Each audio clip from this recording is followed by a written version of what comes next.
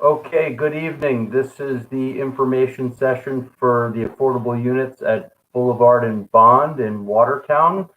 My name is David Cashman. I work with SEB Housing. We're the Affordable Housing Lottery Consultant. The purpose of this evening is to give everyone a little bit of a background of what this opportunity is, how to apply, and what to kind of expect going forward, a little bit about how the lottery is run. And ultimately, this evening is for your benefit. So if you have questions, I'm happy to try and address those. I will ask if your questions are sort of general questions about how the program works or ones that I can probably get to pretty quickly, I will try and stop where I am and answer it. If it tends to be something that's a little bit more unique to your personal situation, like you want to ask a question that's specific to your income and assets that maybe is unlikely to be something that someone else might have a question on, I may ask you to wait and I'll address it once I've kind of done the presentation, and then we can look at it after.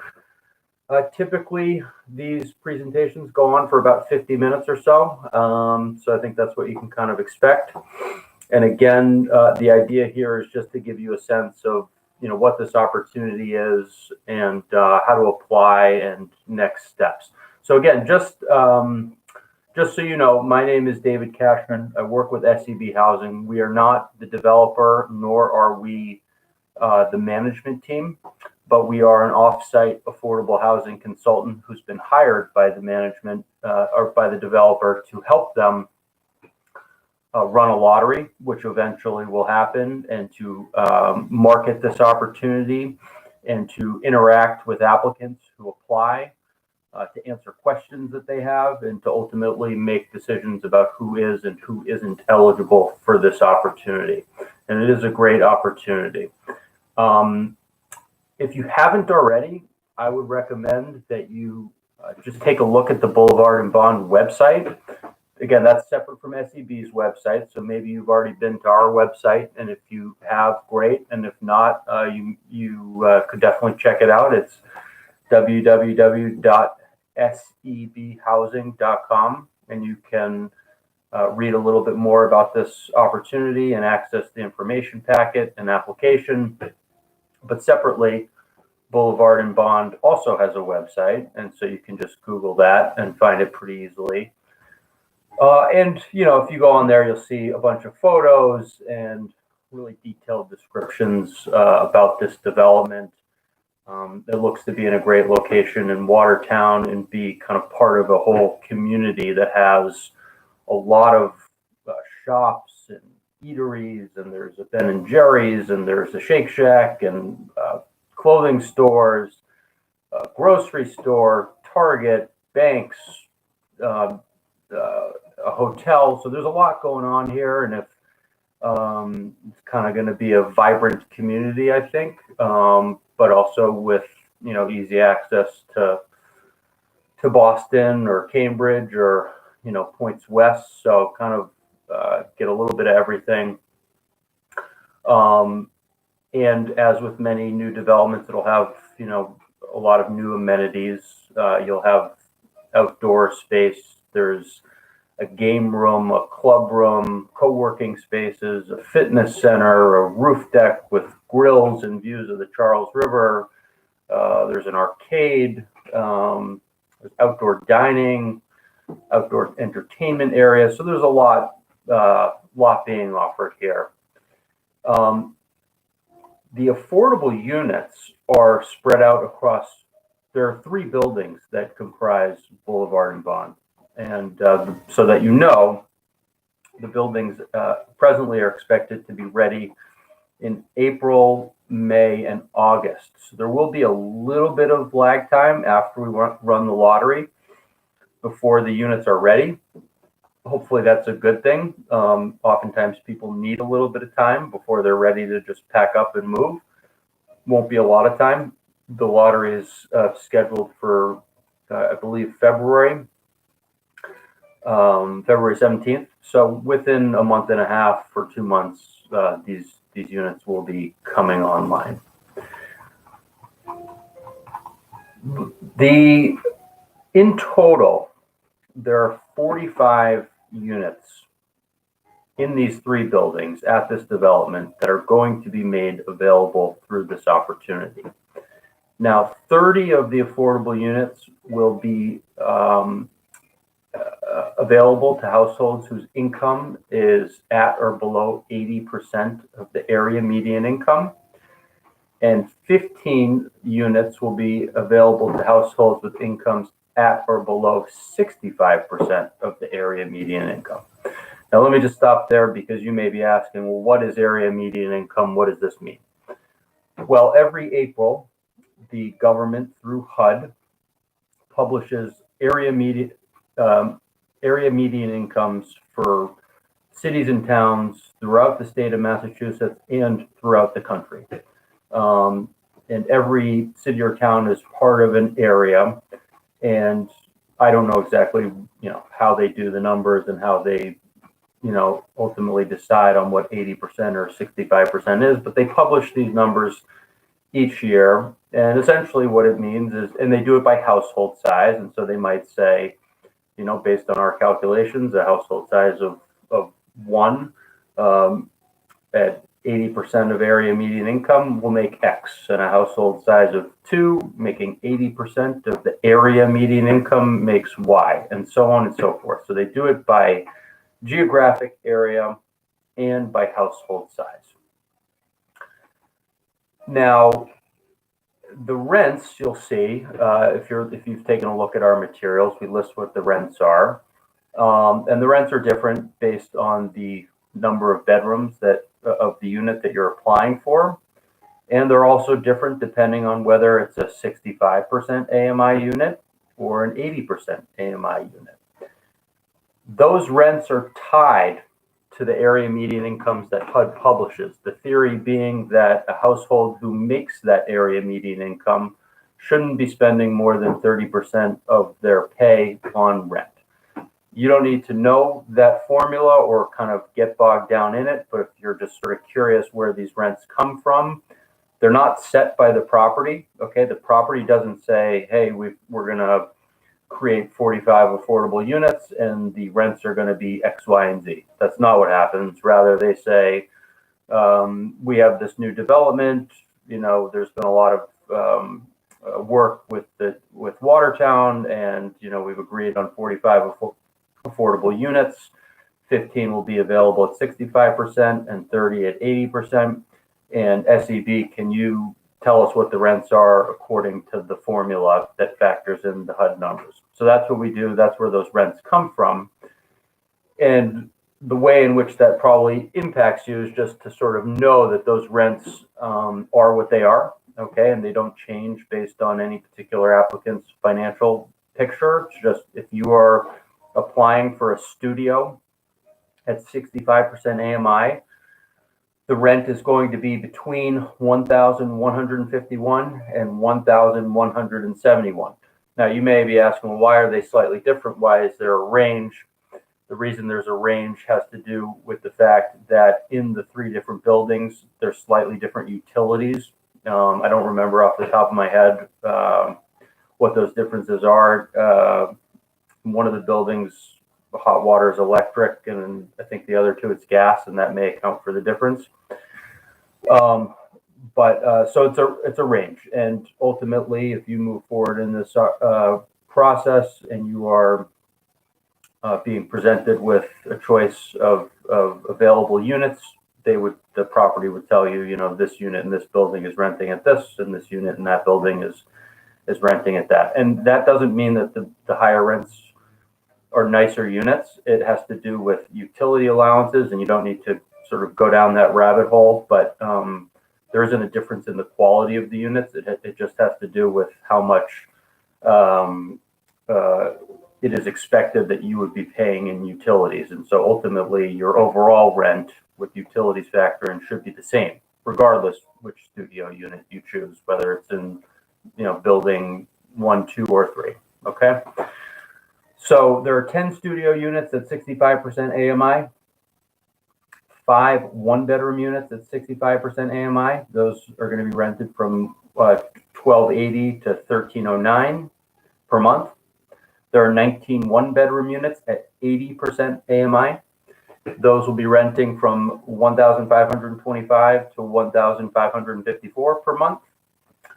10 two-bedroom units renting from $1,669 to $1,706 per month, and one three-bedroom unit. Okay, only one three-bedroom unit at 80% AMI, renting at $1,855 per month. As I said already, the rents don't change based on your particular financial picture. They are what they are. They do typically change once each year, though. Okay, and so they change when HUD publishes new numbers. They won't change likely anytime soon. But if you move forward in this opportunity, and 14 months down the road, you're going to stay, you love it there, and you're going to renew your lease, the rents could change a little bit, and you would get notice of what those are. They can go, typically they go up a little bit, not a huge amount. Sometimes they stay the same. Sometimes they can even go down a little bit. Tenants,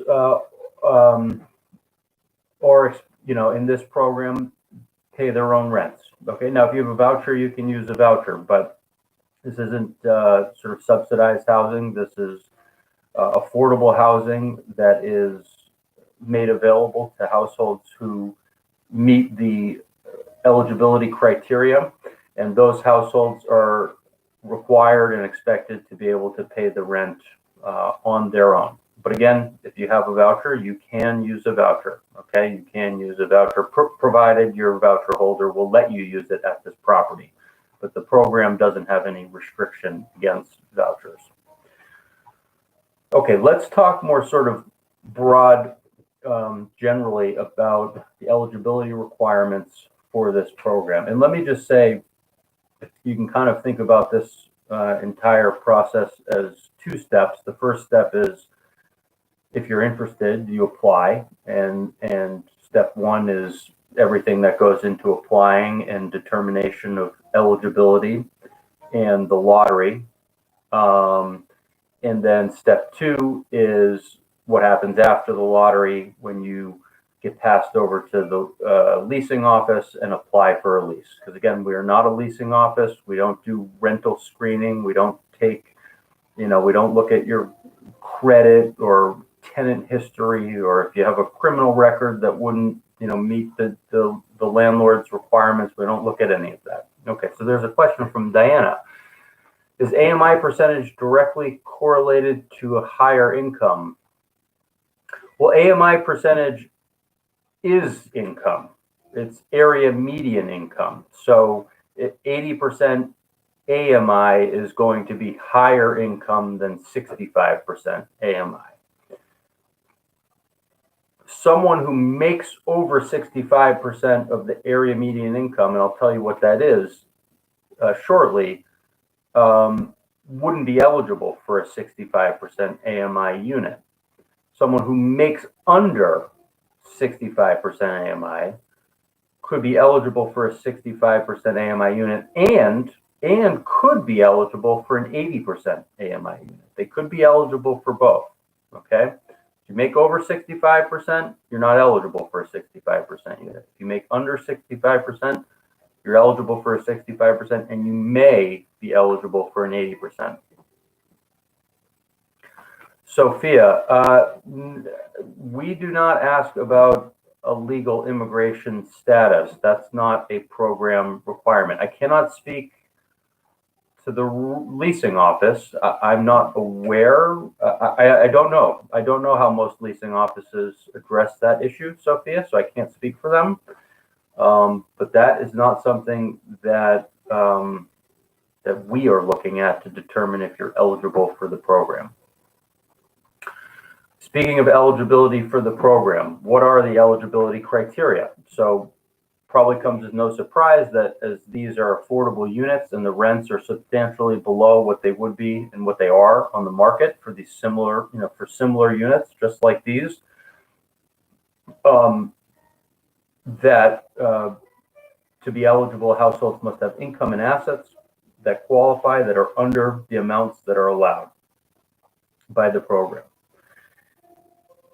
Also understand that ultimately when we run the lottery, we will create waiting lists. The waiting lists in turn will determine the order of priority that households get to move forward in step 2 with the leasing office. That priority will reflect, in some cases, your household's composition and size, and more specifically for larger units, whether you need all of the bedrooms in the unit. I'll tell you more about that later. Households cannot own a home upon move-in. You'd have to sell the home before you lease a unit. If you own a home now, that's okay. You just can't own it at the time that you would lease a unit. Finally, a household or their family members cannot have a financial interest in the development or be considered a related party. I'm not going to kind of circle back on this one as I will with the other ones because it doesn't come up as often.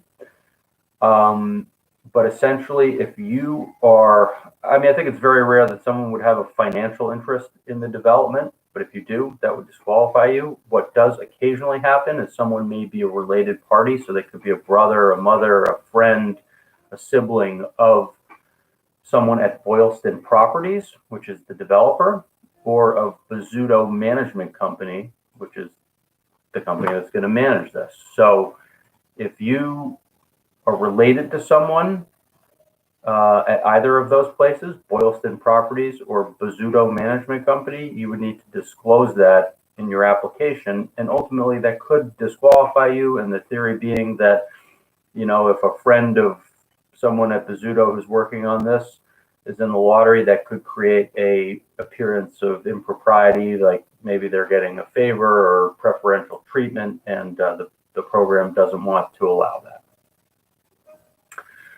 Okay, I see a question here. Kayla, what do you look at in terms of the lease, if not your credit history? So, okay, let me just clarify then.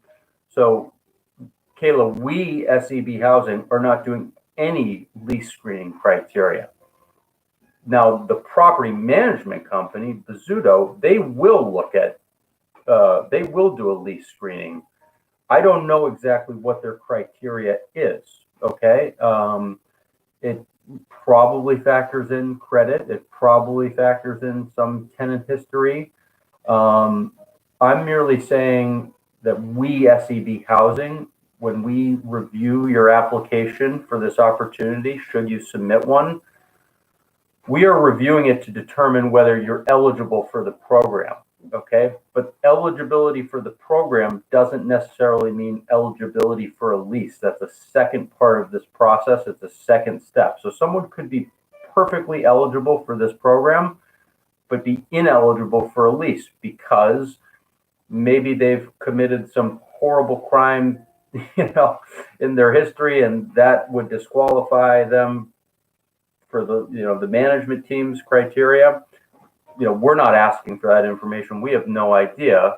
We're just looking at, income and assets and taxes to see what your financial picture is. But it's a separate analysis, okay? Kayla, it's a separate analysis. So SEB looks at you for program eligibility. Then we'll have the lottery.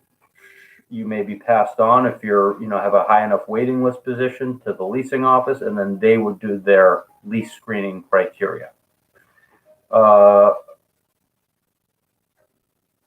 Sophia, it looks like the same question. So I can't tell you exactly what the requirements are. And frankly, a lot of leasing offices use programs to make determinations about lease eligibility. Those programs factor in a number of different factors. I can't begin to tell you exactly how those programs make decisions about who is and who isn't eligible. It's like a whole algorithm with, myriad inputs. So I just don't know. I think it's probably safe for you to assume that some of the standard ones may be factored in, those being, what is your credit history like? What's your tenant history like? Do you have a criminal background? Things of that, like that. They may do a combination of those things. They may do a little less. They may do a little more. I just don't have that information. Okay. So let me go back to, again, I want to kind of circle us back now to the program eligibility, okay? Because that's really step one. And if you're not eligible for the program, you don't have to worry about what the leasing office screening criteria is, because we're not even going to get to step two if you're not eligible for the program. So let's kind of let me circle us back here to program eligibility and talk to you a little bit about the first one, which is you have to have income that's below the income limits that the program allows. I'm not going to go through all these because they are written throughout our informational materials. Take a look at our ad, take a look at the information packet. Those are all available on our website, www.sebhousing.com. You can find them right there. They're in the application, and those materials are all right on our website. I'm going to just give you a quick range. But these income limits are based on household size, okay? Remember, rents are based on just, are you studio rent, 1-bedroom rent, 2-bedroom rent? Those are what those are. But income limits are based on the number of people in your household who are applying. So, as an example, the maximum income limit at 65% for a household size of 1 is $58,240. And the maximum income limit, 65% for a household size of 2, is $66,560. If those same two households, right, you have a household size of 1 and a household size of 2, apply for a studio unit, the rent is the rent, right? Now, the household size of 2 may make a little bit more money because the program allows them to, and that unit may be consequently a little bit more affordable to them because they make a little bit more money. But the rent for the unit is the rent. The income limit is tied to the number of people in the household. So the 65% units start household size of 1, from 58,240 is the limit, and all the way up to a household size of 6, the income limit is 96,460. Switching over to the 80% AMI units, the income limit for a household size of 1 is 67,400, and the income limit for a household size of 6 is 111,650. And then there's everything in between. But again, that information is in all of the materials in several places. So just take a look. You don't have to memorize it. It is all right there. Just go on our website. Now, income is gross income, okay? Please don't make that mistake of thinking of what your after-tax income. That is not how the program looks at this. It is your gross income, so what you get paid before taxes, with the exception of self-employed people, okay? If you have your own business, yourself otherwise self-employed, then we are looking at net income. So you would have to go to the last pages of the application, and there is an affidavit and a profit and loss statements that you have to fill out, and you're listing, the various revenue sources, and then the costs of sales and the expenses, and then ultimately when you take the cost of sales and expenses out from the revenue, you get your net income, and that's what we're looking at. But for anyone who's not self-employed, we are looking at the gross income. Now, there is an exception for children, and we're looking at the gross income of everyone in the household, with the exception of minors. So, if you're moving in with a 16-year-old who's got a paper route and makes some money doing that, that's great. We're not counting that income towards your income limit. Similarly, the only other exception is for full-time students who are dependents. So if you have a child who'd be living in the unit with you, and they work, that's great. We only count up to $480 of income that they make. So even if they make $10,000 a year, we only count $480. If they make $500 a year, we count $480, and then anything above it. So that $480, it's a sort of random number, but that's the number. Now, gross income is, Alexandra, If one household member has recently become unemployed, how do we calculate income? Just use current income, including unemployment. So, yeah, for the unemployed member, if they've lost their job, you'd have to demonstrate proof that they lost their job. And there are a number of ways that they can do that, and we list those right in the application. So, one of the ways is you can get a notarized letter from the employer saying that that person is no longer working there and won't be working there in the foreseeable future. And then, yes, so if they are no longer working there, then their only income is unemployment, and we do count unemployment as income because that's what the program says. Then that's what we're kind of projecting forward, is whatever they're getting in unemployment benefits. A side note on that is we count regular unemployment, state unemployment benefits. We do not count any of the federal pandemic unemployment. And there's a variety of acronyms because there are a variety of federal pandemic unemployment programs, but it doesn't matter which acronym it is. We are not counting those. Okay. Cheyenne, if your income for one person is under the 65% max and 80% max, do you have a better chance of getting a unit since you would qualify for both percentages? You have a better chance in the sense you'll be on more than one waiting list. Yeah, now I can't say that, being on more than one doesn't mean you'll have a higher position on either of them, but it means you'll be on more than one. So in that way, yes, it does give you a better chance.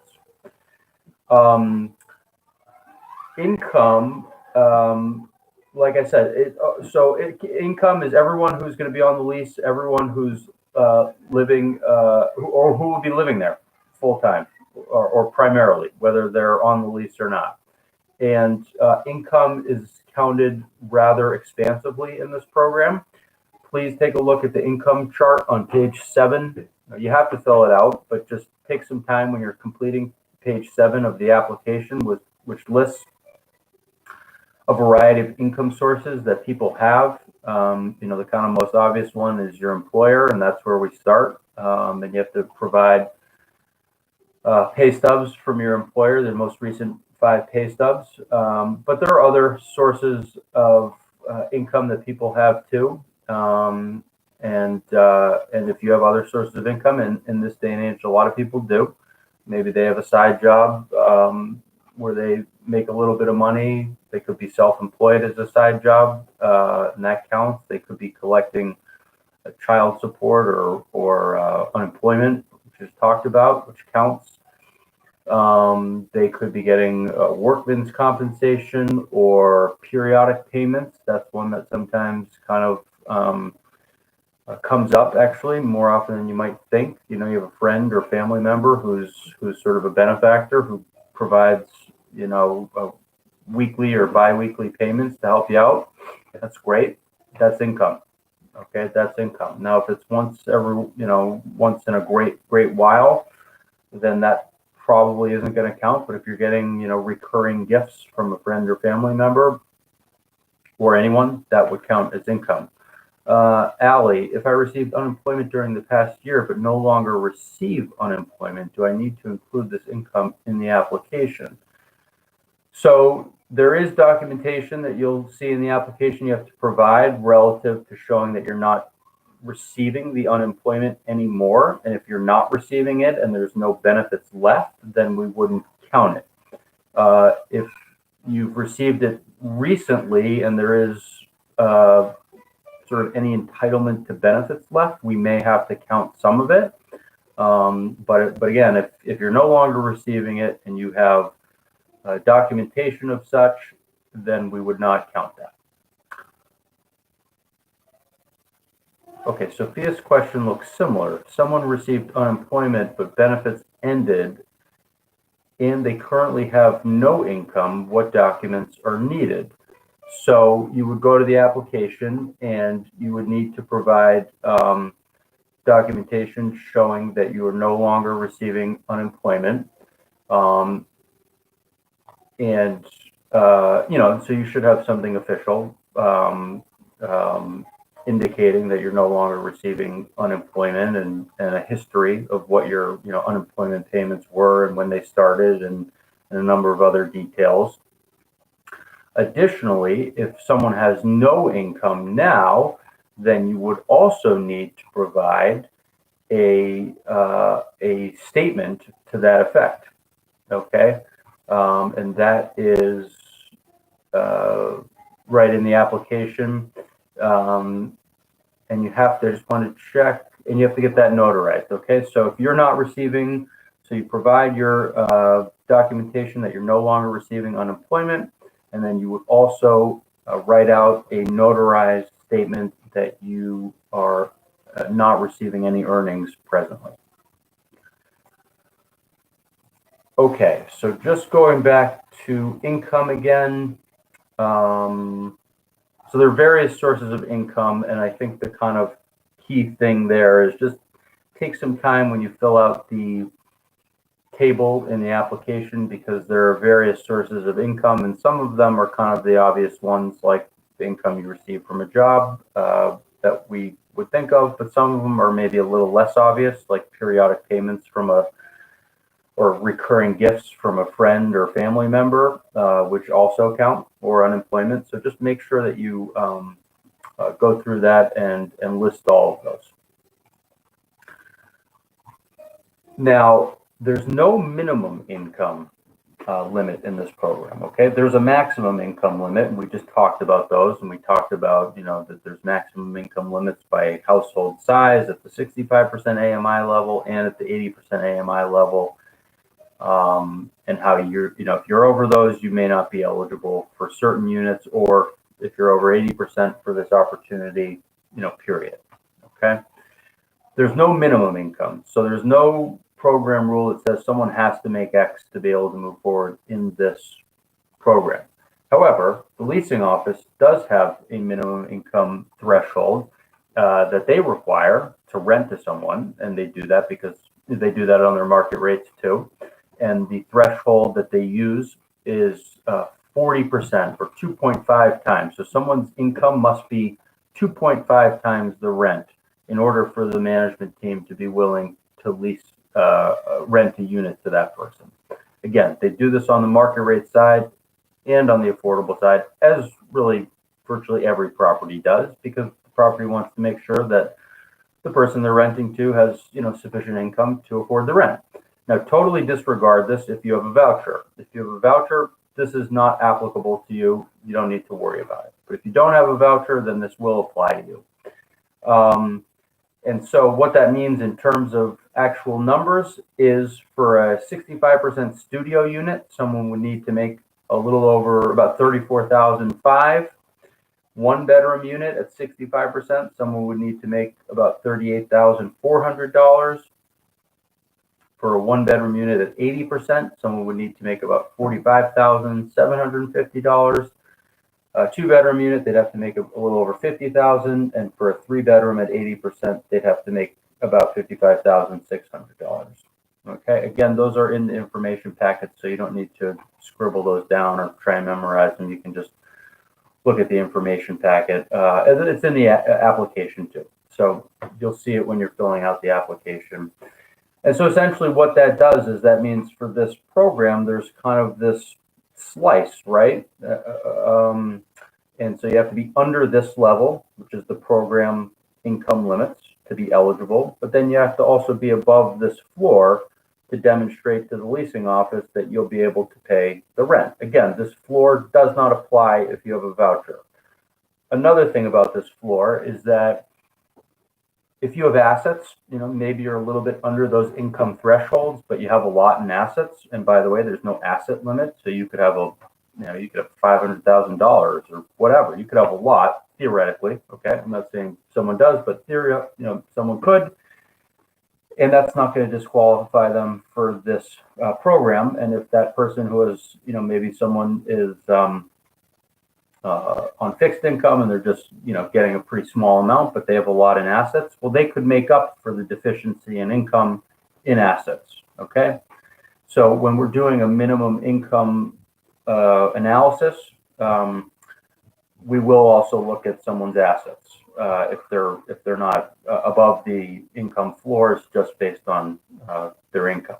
Now, I also want to say, like I said, this is not a program requirement; it's a leasing office requirement, and that means that we're not scrutinizing this nearly as closely as we scrutinize the program maximum. Okay, we're looking at this one really closely.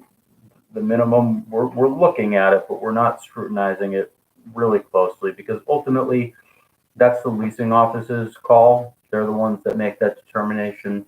And if you're close, we will say that's close enough for us. You could be $1,000 under. We'll say, hey, we're not going to screen you out of the lottery based on that. That's something that, that will be between you and the leasing office in step 2 after the lottery. Okay. Okay. So, I don't think we need to spend a ton of time on assets because, like I said, this is a rental opportunity. There's no asset limit. You still need to disclose what your assets are, and you need to provide documentation. Kind of the most obvious ones are, account statements for checking and savings account. And part of the reason we need to see all that is because, you can correlate someone's assets with their income. And also, if you have a checking account where, we see the monthly payment from your job going in, twice a month. Okay. They're getting paid bi-weekly. There's that going in. It's going in every 2 weeks. But then also every 2 weeks, there's also money going in, and that's not from your job. Well, we might say, okay, well, they didn't disclose another job, and we can't figure out where this other income's coming from. So we need to ask some more questions about that. Okay. So we do need to take a look at your assets. There is no asset limit. You don't have to worry about having too much in assets, but you do still need to provide statements for your assets. We are not interested in personal assets. So if you have a collection of jewelry or, a car or baseball cards or, whatever personal assets someone may have, we're not concerned about that. But if you own real estate's a big one, and we touched on that earlier. You could own real estate right now. Sometimes people do applying for this program. You just can't own it at the time you go to sign a lease. You can own it right now, but you would have to sell it. Whatever you have in equity after the sale, that's an asset. It's not income, right? So if you have $250,000 in equity in a home and you sell it, that's an asset. It's not going to kick you over the income limit. That equity that you have after the sale is counted towards the asset amount, and there's no limit. Okay. Cheyenne, I think I missed your question. Do your assets, such as amount in checking and savings, affect your application? Nope, no effect. Just part of what we need to look at to determine your eligibility, but it has no bearing on your waiting list number. Okay, so that's a little bit about income and assets. Again, you may have more specific questions about this once you start filling out the application. If you do, reach out. We're happy to go through it specifically with you. Everyone's income and assets is very personal to them and different from everyone else. And sometimes people don't know what their questions are until you really start digging into it. And then you realize you have a question. That's perfectly fine. Reach out to us. We're happy to try and answer any questions you may have. Now,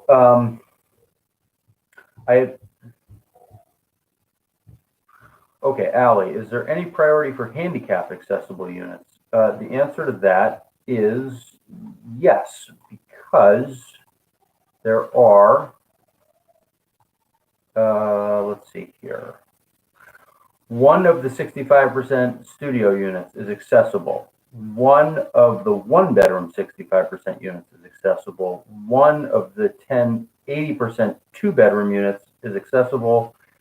And the three-bedroom 80% unit is accessible. So, yes, there will be priority if you have an accessibility need. then you would get priority for those units. Absolutely. Diana, can we email you or someone for SEB? Yep, info@sebhousing.com. It's right on the first page of the application. Email is the best way to get in touch with us. If you have a question, info@sebhousing.com. You can call us too. Email is the best though. Sophia, if someone needs help filling out the application, is there assistance? Sophia, we can't necessarily sit down and help you fill it out, but if you have questions, we can definitely answer specific questions. So it's usually best to start yourself, fill out what you can, make a note of which questions you're not quite sure about and how to fill those out. And then you can email us or call us and we can talk you through it. Zachary, thank you for your willingness to answer specific financial questions once we get into the application. What is the best way to reach you? Oh, great. Okay. Not SE, info@sebhousing.com. Info@sebhousing.com. It's right on the application. I don't know if you have access to that. You know what? Actually, why don't I just do this? Type it in. So yep, I just typed it in there for anyone. If you have a question, reach out and we can answer that. Okay, let me see here. So it's on the app. We were at assets. Oh, okay, so we were talking about household type and size. This isn't really so much a program requirement as it informs how we make the waiting lists in the lottery. You don't need to sort of memorize this, but it's more just for your own sort of understanding that for the larger units, okay, for the larger units, that means for the 3-bedroom unit and the 2-bedroom units, the program requires that we give priority to larger household types who need all of the bedrooms in the unit. That's what the program requires. So in one of the very first pages of the application, you're going to see a household type section, and it's going to list the different household types, and then it's going to sublist under each household type various compositions with a checkbox. Pretty self-explanatory. You just find the checkbox that applies to you and say, okay, checkbox. So for example, a type 1 household, if you're a 1-person household, just you applying, you would just check off that box, you're a type 1 household. Okay, and there are various different sort of household makeups. Now you might say, well, what does type 1, type 2, type 3 mean? That means the type corresponds to the number of bedrooms that the program says you need, it should have priority for. So a household type 3 is a household who the program says they would need 3 bedrooms, right? So if you're a 6 or a 5-person household, there are other types too. If you're a type 3 household, program says you got 6 people in your house, you're going to need 3 bedrooms, okay? Doesn't mean you couldn't apply for a 2-bedroom unit or a 1-bedroom. You could, you know, there are occupancy, state sanitary code issues too that, you know, I don't know that a 6-person household could live in a 1-bedroom unit, not because the program says they can't, just because state sanitary codes say they can't. But the program says, you know, a type 3 household needs 3 bedrooms, they get priority for a 3-bedroom unit. Okay, type 2 household needs 2 bedrooms, they'll get priority for that. Type 3 household is on same footing, right, for a 2-bedroom unit. So type 3 priority for a 3-bedroom, type 2 and 3 priority for a 2-bedroom, type 1 priority for a 1-bedroom, but really type 2 and 3 also have equal priority for 1-bedroom. So 1-bedrooms doesn't really matter what type you are. Everyone has got the same priority for a 1-bedroom. Household type is more important when it comes to the 2-bedroom and 3-bedroom units. And again, this is not, you don't have to know this. It's not sort of important. It's just, well, it's important just so you understand when we make the waiting list after the lottery, you'll understand kind of how the waiting lists get made and, you know, potentially why certain households are higher than others. So, you know, can a type 1 household apply for a 2 or 3-bedroom unit? Yes, they can. Can a type 2 household apply for a 3-bedroom unit? Yes, they can. but they're not going to have priority if they're type 3 households in the lottery. Same for the type 1 household if they apply for a 2-bedroom unit. They can do it, but they're not going to have priority. Type 2s and 3s will have priority.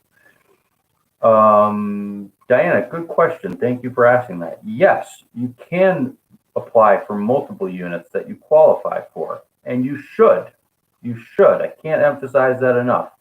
If you think you could be happy in any of the bedroom sizes, apply for all of them. It does not negatively impact your application at all to be more inclusive and apply for more.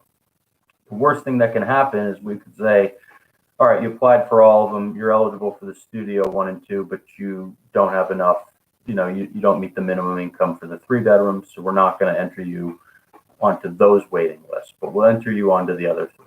Okay, so be over inclusive. If you think you could be happy in any of them, check off all 4, or 3 if you think 3, or 2, whatever. On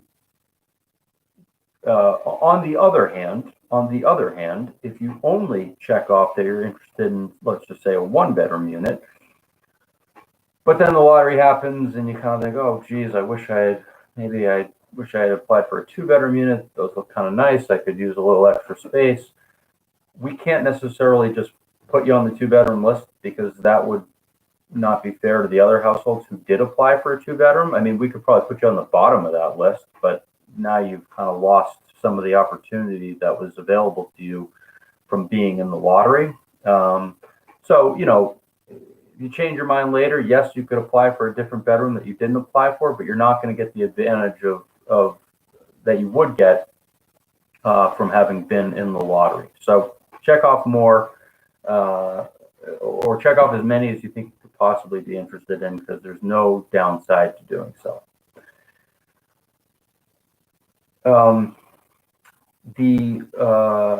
Okay, so if you think you're eligible, submit an application.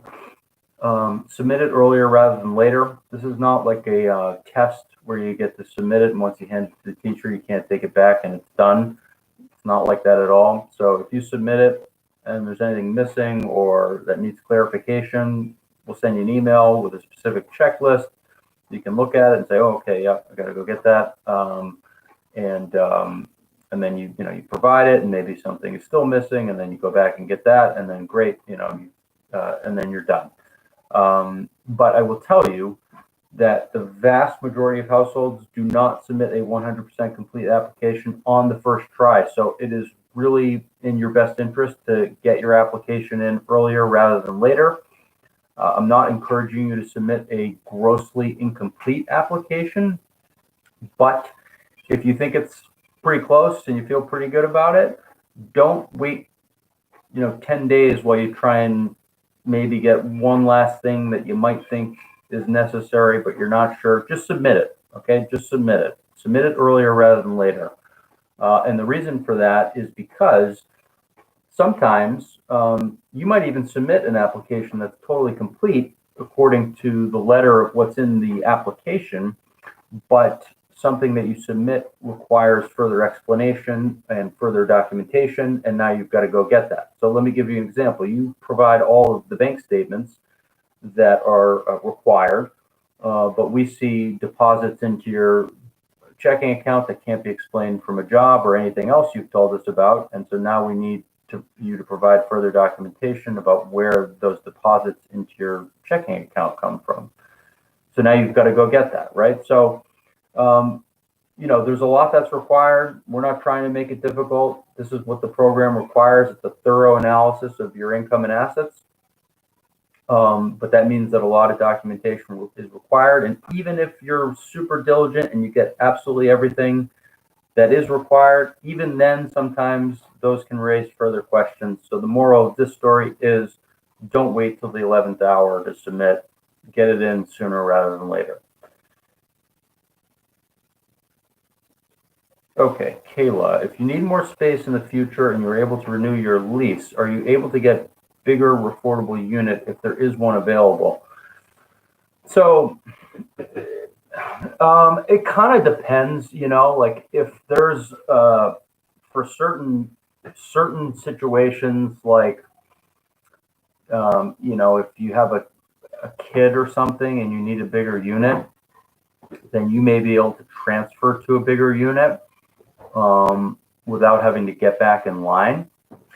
If it's just, I've kind of outgrown this space and I'd like something bigger, then you're not going to be able to skip everyone else who's in line for that bigger unit. So there isn't necessarily a hard and fast rule on this. It's sort of,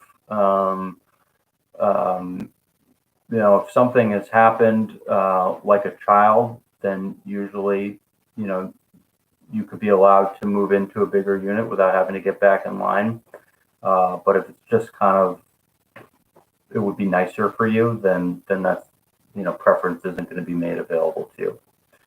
Diana, what is the best way to submit the app? Probably by email. Just scan and email it to the info@sebhousing.com account.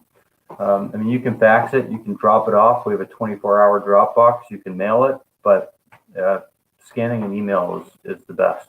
But whatever works for you. All right, so I was talking about don't wait till the 11th hour to submit your application. Let me tell you, Kayla, yep, you need 5 pay stubs.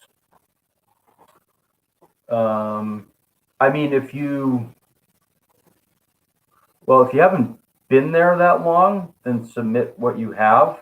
If you don't have 5 pay stubs, submit what you have, and I don't think we can force you to come up with 5 if you don't have 5. So if you've really just started, then submit what you have. Okay, let me tell you a little bit about how the lottery is going to work. And let me just say first that if you submit an application and you're eligible, we will send you a letter with a lottery application number that will be in the form of A dot blank blank blank. So usually it starts with A dot starts with A.001, and then we'll work our way up from there. And that lottery application number is merely an anonymous identifier to be used in the lottery. It has no bearing on your waiting list position or your opportunity to move forward. And everyone who's eligible for the lottery will have one of those numbers. That letter we send you will have other information too. Make sure to take a look at it.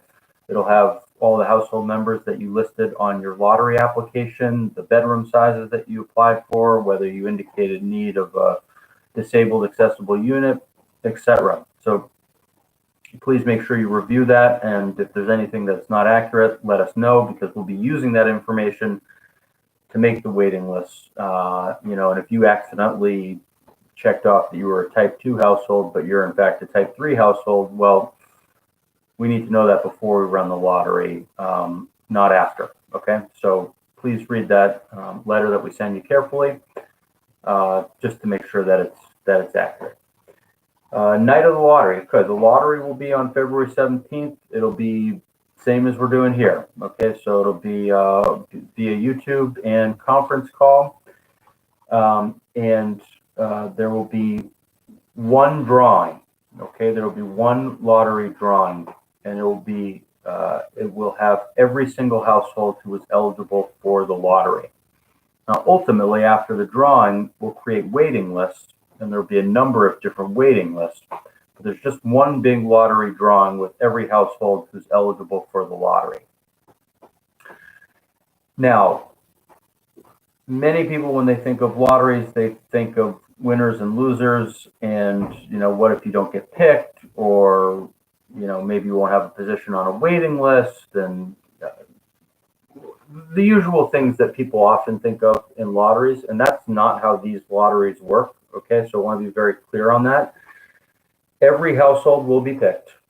Every household will be picked, and every household will have a position on a waiting list or waiting lists for units that they applied for and that they were eligible for. Okay, now I can't guarantee where you'll be on those waiting lists. You may be high, you may be in the middle, you may be low, but you will be, if you apply for a studio 65% unit, and we send you a lottery application number that you're eligible for a 65% studio unit, then you will be on that waiting list after we run the lottery, okay? And if you apply for that and the 65% one-bedroom unit and you're eligible for both, well, then you'll be on both waiting lists. Okay. Now, so when we do the lottery, it's essentially, just me here. I'll pick all the lottery numbers out of a box. I'll hold them up to the screen as I go and call them out so you can see.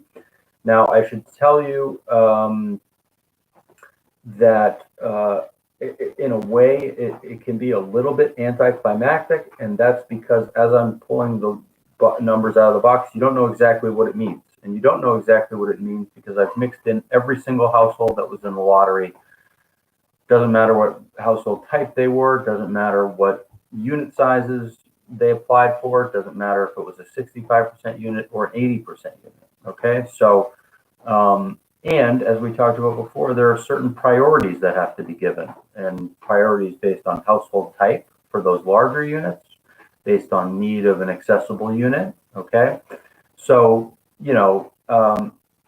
I may pick out A.007 as the first household in the lottery, but if you're not at A.007, you don't have any idea what unit they applied for and what household type they were or anything else. So you don't quite know what it means, right? And even your number, you don't know quite what it means, because even though you know what household type you are and what you applied for, you don't know about any of the people around you, right? And so especially for smaller households, like if you're a type 2 household who applied for the 3-bedroom unit, you get picked first, you're going to be passed over by every type 3 household on the waiting list, regardless of when they're picked, even if they're picked way further down the list from you, because we have to give priority to the 3-bedroom units to the type 3 households. So if you're kind of, you don't need to get bogged down in how the waiting lists are made. If you're curious, read page 12 of the information packet, because we lay out exactly how they'll be composed, and that's exactly how we'll sort them. I guess the important thing for you is we'll run the lottery. You won't know in that moment as you're watching exactly what it means. You'll be kind of scratching your head and saying, I got picked 7th. What does that mean? Answer is, I don't know yet. But within a couple hours of the lottery, let me just, hold on, I see 2 questions. Within a couple hours of the lottery, if you have an email, I will email you the waiting list. If you don't have email, I will postal mail them to you, and those will be sorted. They'll have all the different waiting lists, and they'll have all the different numbers. They'll be sorted top to bottom in order of priority. And you can look at those and say, okay, now I understand, I'm 5th on this list, I'm 3rd on that list, I'm 15th on that list. And now you kind of know where you stand. Okay, let me go back. Kayla, are the amenities different in every individual unit? Nope, I don't think so. I don't know that they're all exactly the same, but they're not, I don't think they're all different in every unit. Zach, is there a recording of the video available? This will be available later. So yeah, if you've had enough of me for tonight, you can sign off and come back later. I'm probably not going, well, it depends how many more questions we have. We're coming up on an hour. I probably have about 10 minutes left. And then I'll field any questions, and this video will be available later if you want to come revisit it. So, okay, so, run the lottery. I'll create the waiting lists. I'll send them to you the same night so you know where you are. We've completed step 1. Okay, I told you a while ago you can think about this as a 2-step process. That is step 1. If you're eligible, read the information packet. If you think you're eligible, submit an application. Send you a lottery application number. If you are eligible, we'll run the lottery. I'll send you the waiting list. At that point, I'll provide the waiting list to the management team. I'll give them your contact information. We'll give you their contact information. You will then get together to move on to step 2, which is to apply for a lease. And we've already talked about that some, where I've emphasized the fact that we're not the leasing office, and we don't, we're not looking at those criteria that they're looking at. Okay, so Cheyenne, how many applicants typically apply? Really depends. It really depends. I don't know How many will apply for this? It can run anywhere from, we've had lotteries with 5 people, and we've had lotteries with 605 people, and everywhere in between. So this is a pretty nice property. I assume that we'll have a pretty good turnout, but I just won't know until, closer to February when the deadline comes up. Okay, so households, moving on to step 2, that's when you submit a lease application. Don't, if you haven't done that yet, please don't give notice to your current landlord saying that you're number 2 on the waiting list for a unit here, and you're going to be moving out because you still haven't applied for a lease and you don't know if you're lease eligible. Okay, so please do not do that. Wait till you've applied for a lease and you've reserved the unit, and then you can kind of start to make plans to move. I do want to say that on the waiting list, when you get invited to move forward, you can pick from any of the available units on your waiting list that you're on. Okay, so if you're on the, let me just see here, there are, okay, so just as an example only, there are 9 65% studio units. So the top household on that list is going to get to pick from any of the 9 65% studio units. Once they've reserved that unit, then the next household can choose from any of the remaining 8, and then the next household can choose from any of the remaining 7 until those units are exhausted.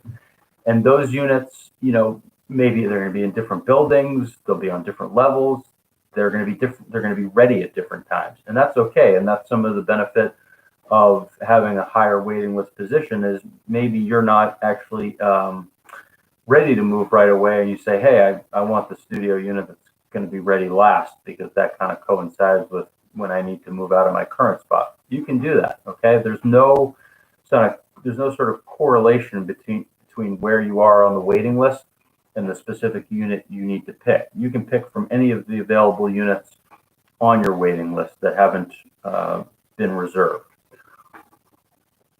And again, these units, I should have said this at the beginning, but these units have already been vetted and approved by both the town and the state. So they are a good representation of the units as a whole in the development. You got a good mix of studios, 1 bedrooms, 2 bedrooms, 3 bedrooms. They're in different buildings, different floors, different parts of the building. There's no indication from the outside that they're a income restricted unit. Someone walking down the hall couldn't tell. They're not all stacked together or sort of segregated in one corner. They're just, you're walking down the hall, you wouldn't, someone should not be able to say that's a market rate unit and that's an affordable unit. They should have no idea. Okay. Now, you may be on several waiting lists, and you may be in a position where you're much higher on one than you are on the other. And you may be in a position where you get invited from that very high position that you have on one waiting list. And you may have to make a decision. Do I go forward on this unit that I know I can apply for now?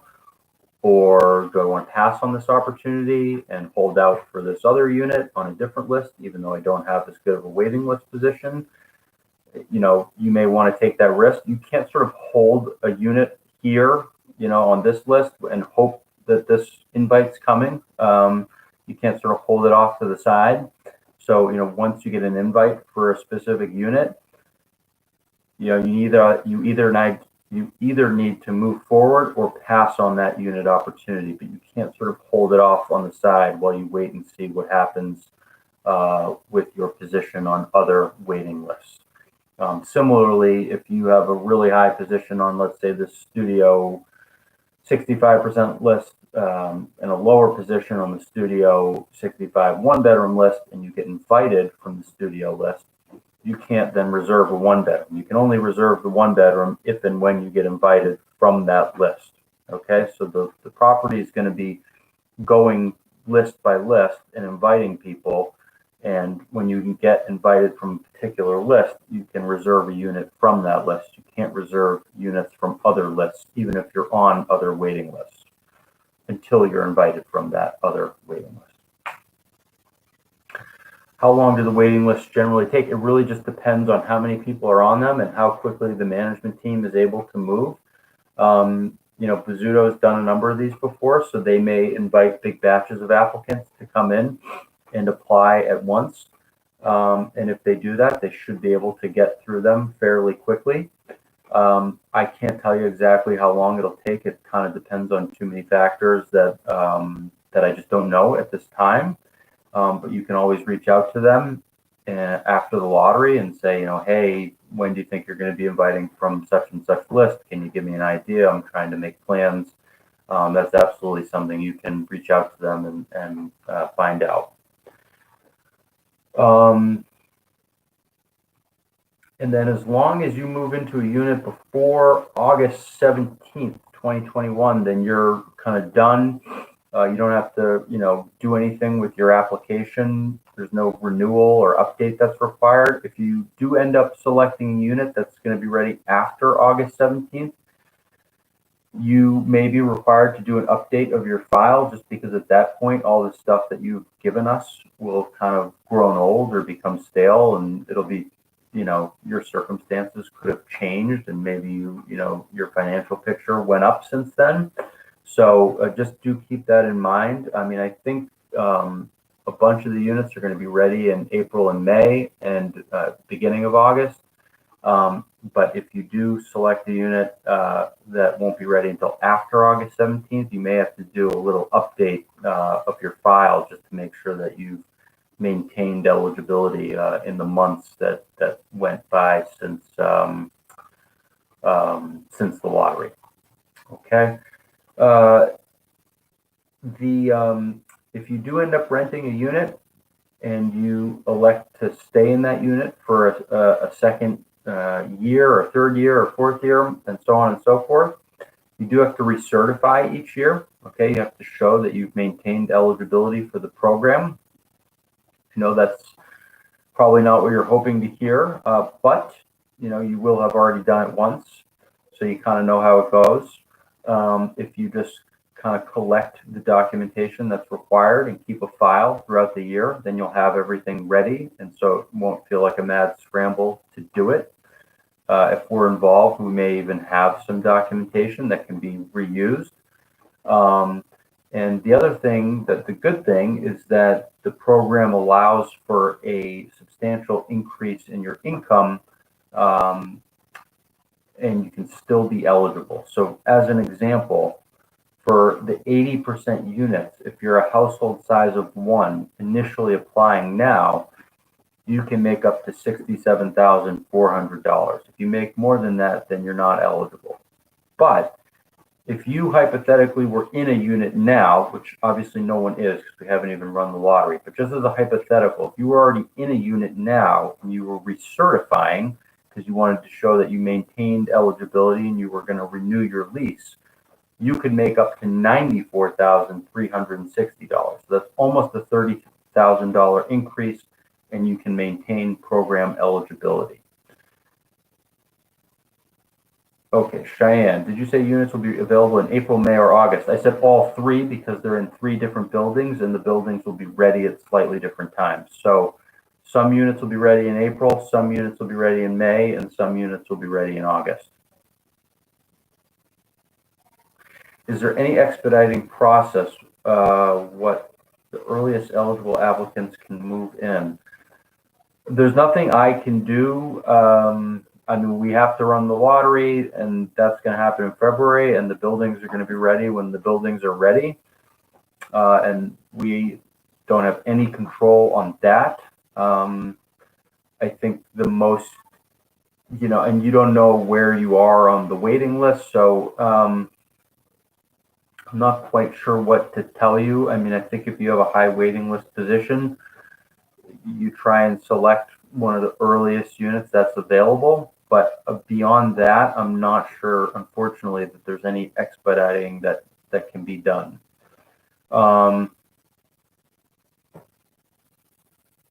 Diana, there's a question asking about becoming a full-time student. Could that disqualify you from the program or help you? No, it doesn't disqualify you or help you. It just means that it doesn't have an impact either way. I mean, a full-time student who's a dependent, we only count up to the $480 of income towards the income limit. But beyond that, there isn't an impact either way. Okay. So I was just leaving off about the recertification limits and how your income can go up and you'd still be eligible. Like I said, and there was a question earlier, there will be, I think, 4 apartments built out with features specifically for persons with mobility impairments, and households who need those features will get priority for those units. So if you do have an accessibility issue, just make sure to mark that off on your application. You will have to provide documentation supporting, usually from a doctor who knows about your accessibility issue, demonstrating that you would need those features. But if you have that, mark it off and you would get priority for one of those units. So I think, we're coming up at about an hour and 10 minutes. I think I've kind of run through the big picture items about the program. Again, I think, and I'll accept questions now if people have more, but I'm going to kind of discontinue bringing up new stuff and just hang out for a minute to see if anyone has questions. But before I do that, I guess I would just leave you with something I said before, which is take a look at the info pack if you haven't already. There's a lot of information in there, including information that I've touched on this evening. And if you think you're eligible, submit an application sooner rather than later, because there is a lot that's required. Okay, and we're not trying to make this difficult. This is just what the program requires. And get it in earlier, and we can, we'll usually get back to you in a matter of, depending on how busy we are, 2 to 4 days. And we'll give you a specific checklist of anything that may be missing. And if you have questions, we can always discuss with you and try and clarify anything that may not be clear. But at the end of the day, this is a great opportunity. These are it's going to be a really nice community, and these rents are. I don't know what the market rate rents are off the top of my head, but I think they're quite a bit more than these for very similar units. So this is a great opportunity if you're interested, and we hope to see your application. I'll stick around here for a sec to see if anyone has any questions, but if you don't think of it now and you think of it later, that's totally fine. Reach out to us. This isn't like your last chance to ask questions. You can definitely get in touch with us if something comes up in the future.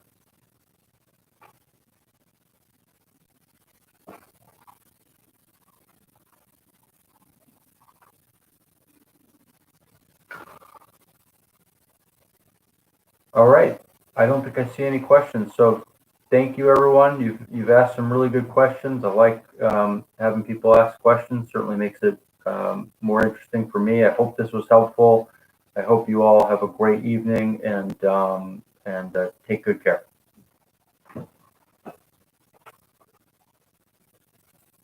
Good night.